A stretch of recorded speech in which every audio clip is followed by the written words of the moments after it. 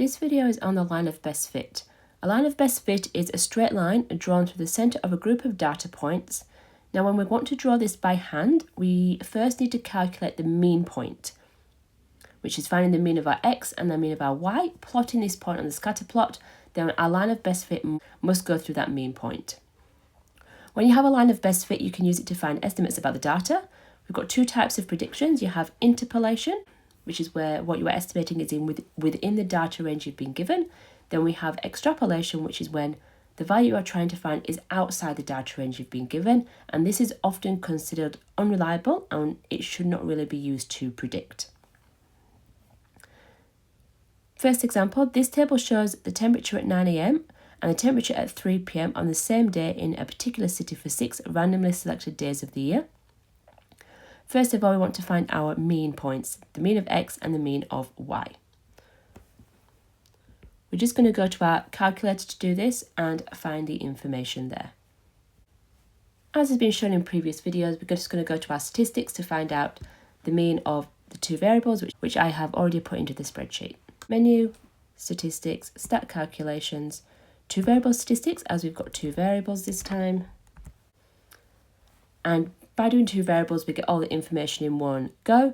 So our mean of x with a line above it, is 18. And then we just go down to find our y mean, and we see that that is 22.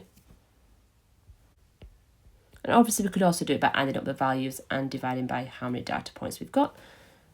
Whichever way you choose, that is absolutely fine. Next part, we draw a scatter plot of the data, and then we're going to plot the mean midpoint. So let's do the data we have first into a scatter plot.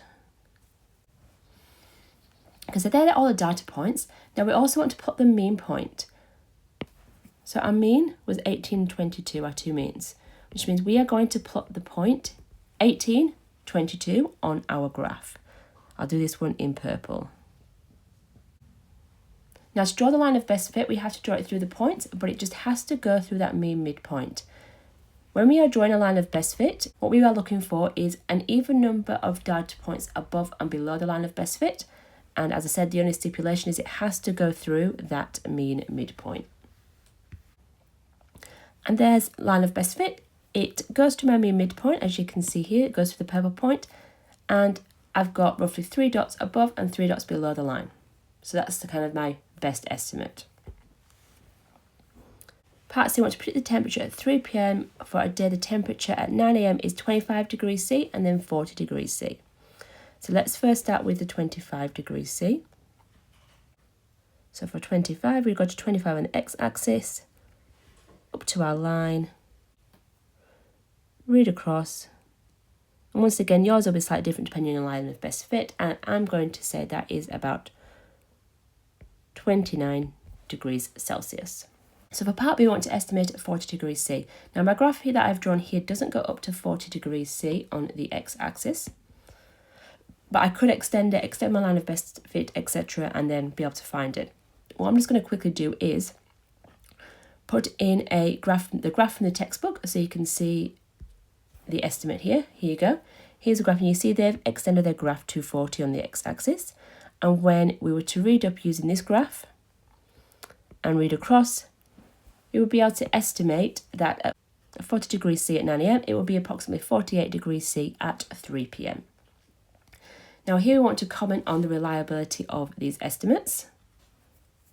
29 degrees is within the values. I've just got to look up the table there at 9 AM. Our values at 9 AM go between 11 and 30. 11 is our smallest, 30 is our highest. And 25 degrees C, our first estimate, is between those two values. Therefore, that's interpolation and it is a reliable estimate. With the 40 degrees C, that is outside that data range. And we know that because we would have had to extend our graph and line of best fit to be able to find that. Now, because that 40 degrees C is outside the range of data that we were given to start off with to draw a scatter plot, this is what extrapolation is, and therefore it cannot be reliable as an estimate for this question. So we'll just put that into words. So 25 degrees is in the data range of the original 9 AM temperatures. Therefore, it's interpolation and reliable. 40 degrees C is not in the data range of the 9 a.m. temperatures. Therefore, this is an extrapolation and not reliable. The last part of this video is on linear regression. So linear regression is a formal method of fitting a line with which best fits a set of data. So it's actually finding the equation of the line of best fit.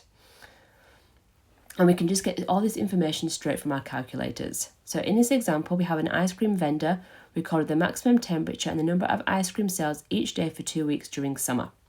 We've got all the temperatures there and the number of ice cream sold.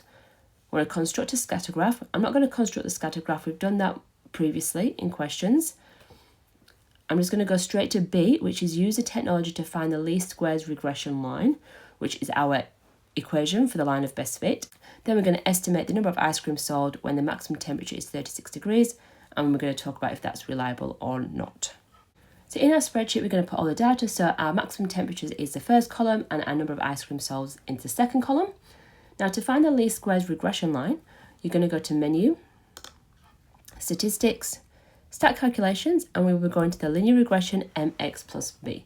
Once again, always go to this one, as it's going to give you, make sure that you don't make mistakes in an exam situation. So linear regression mx plus b, number 3. Information, so our x list, our x coordinate, which is our temperature, is in column A. Our number of ice cream sold is our y list, our column B. Leave the rest the same, enter, and we have our information. Now, it's a straight line as a line of best fit, so we're wanting an equation in the form of the y equals mx plus b. Now, when we do this in the calculator, see here, it tells us that linear regression equation is m times x plus b, and then underneath that we have what m is and what b is for the line of best fit. So that means the equation of our regression line is y equals the m value that we just got from the calculator, which was 7.45912x, plus the b value, which was negative 96.7436. And then from there, we can just simplify that down to our three significant figures. So it would be 7.46x. Then it's a negative b, so it would be minus 96.7. And that's the equation of our regression line. So the equation of the line of best fit. Part C, we want to estimate the number of ice cream sold when the maximum temperature is 36 degrees.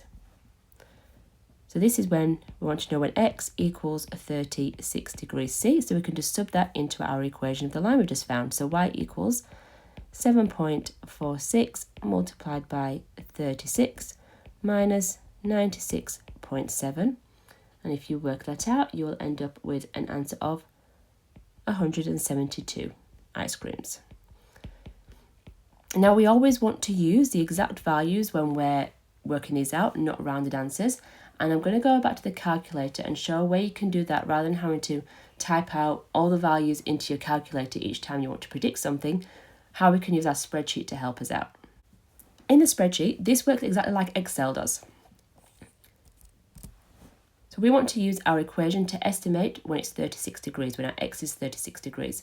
So as I said, use just like Excel. So if you type equals, we want our m, which is a 7.46. Now that is in cell D3. So our m is here, which is in cell D3. So we can select that and it will put D3 in here.